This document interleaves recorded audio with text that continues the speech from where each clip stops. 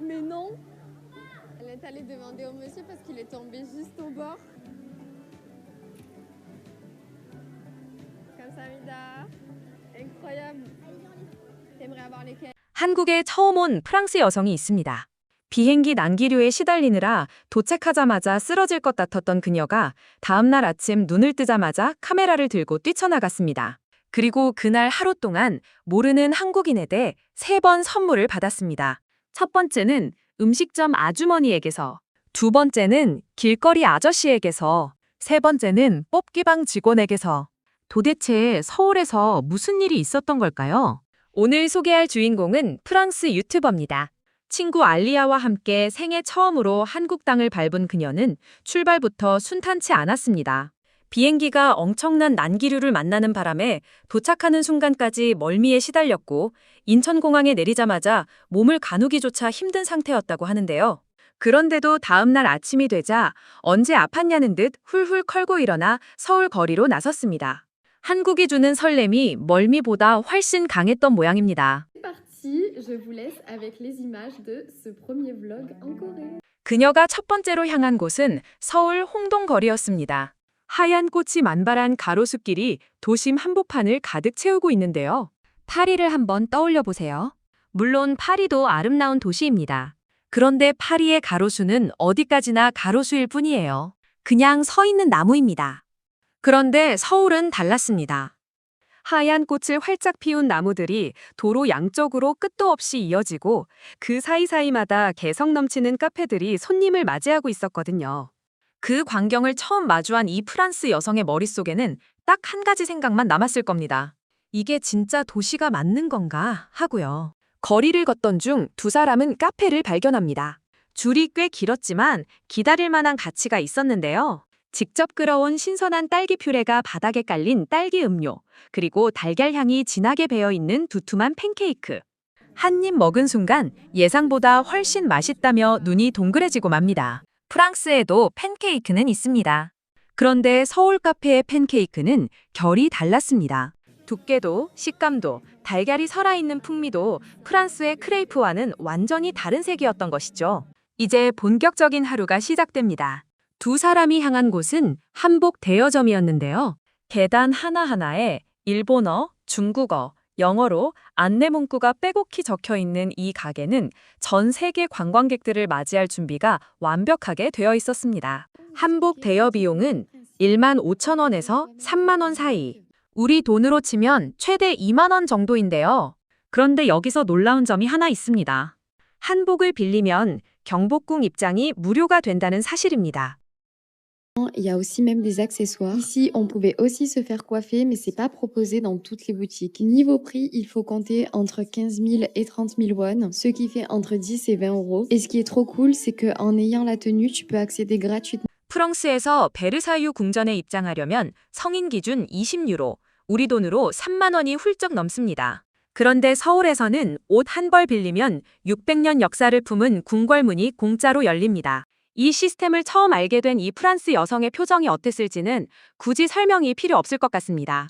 한복을 곱게 차려입은 두 사람은 경복궁으로 향합니다. 경복궁 앞마당에는 색색의 한복을 입은 사람들이 가득했습니다. 한국인도 있고 외국인도 있고 아이도 있고 어른도 있었는데요. 맑고 파란 하늘 아래 검은 기와 지붕이 묵직하게 펼쳐지는 이 풍경은 어느 나라 어느 도시에서도 흉내낼 수 없는 서울만의 것이었습니다. 그리고 마침 그날은 수문장 교대식이 열리는 날이었는데요. 붉은 갑옷을 입은 수문장들이 북소리에 맞춰 일사불란하게 행진하는 모습.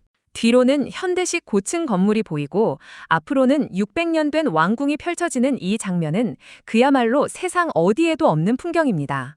서울에서만 볼 수 있는 장면이라는 것, 그걸 직접 두 눈으로 목격한 이 프랑스 여성은 그 자리에서 한참을 움직이지 못했다고 하는데요.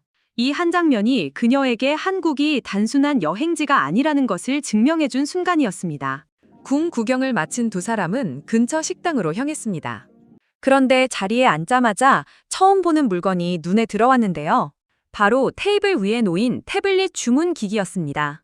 메뉴판을 뒤적일 필요도 직원을 손짓으로 부를 필요도 없었습니다. 화면을 터치하면 주문이 끝나고 잠시 후 음식이 나오는 구조였거든요. 그런데 이 외국인 두 사람에게 정말 감동적인 순간은 그 다음에 찾아왔습니다. 첫 번째 선물이 바로 이 식당에서 나왔습니다. 음식을 어떻게 먹어야 할지 몰라 두리번거리던 두 사람에게 옆 테이블에 앉아있던 한국인 아주머니가 먼저 말을 걸어왔거든요. 아무 대가 없이 부탁하지도 않았는데 다가와서 직접 음식 먹는 법을 알려주고 손수 쌈까지 싸서 건네줬습니다. 그 손길에 담긴 온도가 얼마나 따뜻했던지 이 프랑스 여성은 나중에 이 장면을 회상하며 정말 대단한 나라라는 말을 반복했습니다. 프랑스를 생각해보면 파리 레스토랑에서 음식 먹는 법을 모른다고 해서 옆 테이블 손님이 먼저 도움을 주는 일은 거의 일어나지 않습니다. 오히려 서툰 모습을 보면 시선을 피하는 게 일반적이죠. 그런데 한국은 달랐습니다. 낯선 외국인이 헤매는 모습을 보자마자 본능적으로 손을 내미는 사람들, 이게 한국이라는 나라의 기본값이었던 겁니다.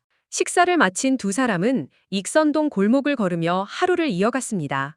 빼곡히 들어선 작은 가게들, 그 사이를 오가는 사람들, 그리고 골목 어귀에서 손수 만든 그림을 팔고 있던 할머니 한 분.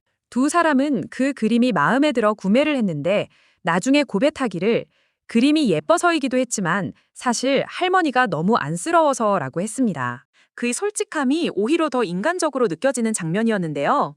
두 번째 선물은 길거리에서 찾아왔습니다.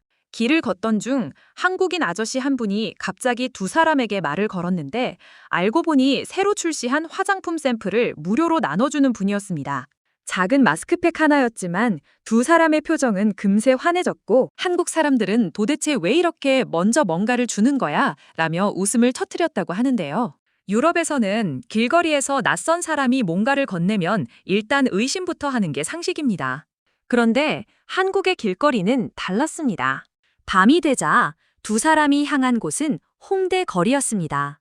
밤이 깊어도 서울 거리는 전혀 조용해지지 않았습니다. 삼겹살 5,900원, 돼지갈비 6,900원, 네온사인 아래 적혀있는 가격표들. 프랑스에서 고기 한 접시를 먹으려면 최소 20유로, 우리 돈으로 3만 원은 훌쩍 넘어갑니다. 그런데 서울 홍대 골목에서는 1만 원이 채 안 되는 돈으로 고기 한 상이 가능했습니다.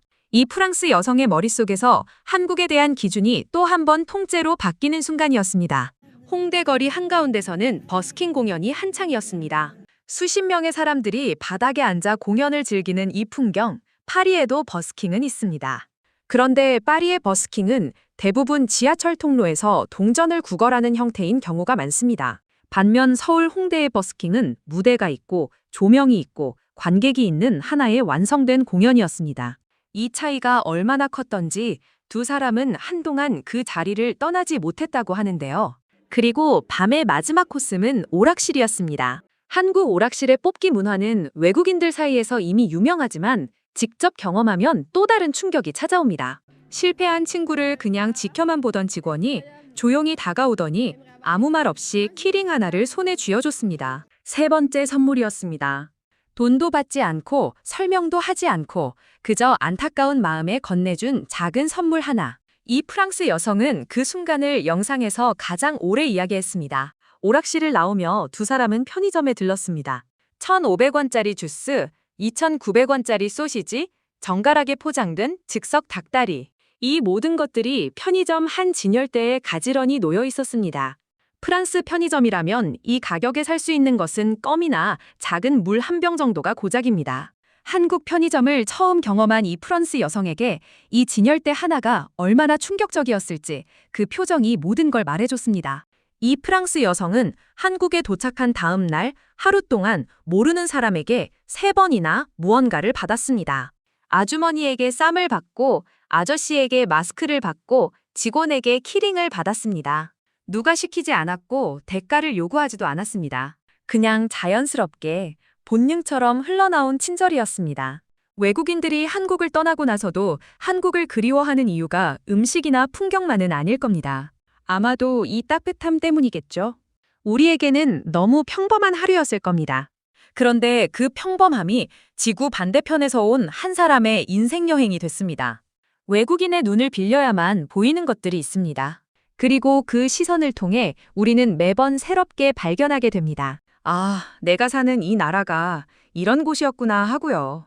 오늘 영상 끝까지 봐주셔서 진심으로 감사드립니다. 영상의 좋아요와 구독, 알람 설정은 찐한 민국 채널의 원동력입니다. 댓글로 여러분의 생각도 꼭 남겨주세요. 다음에도 한국이 자랑스러워지는 이야기로 찾아오겠습니다.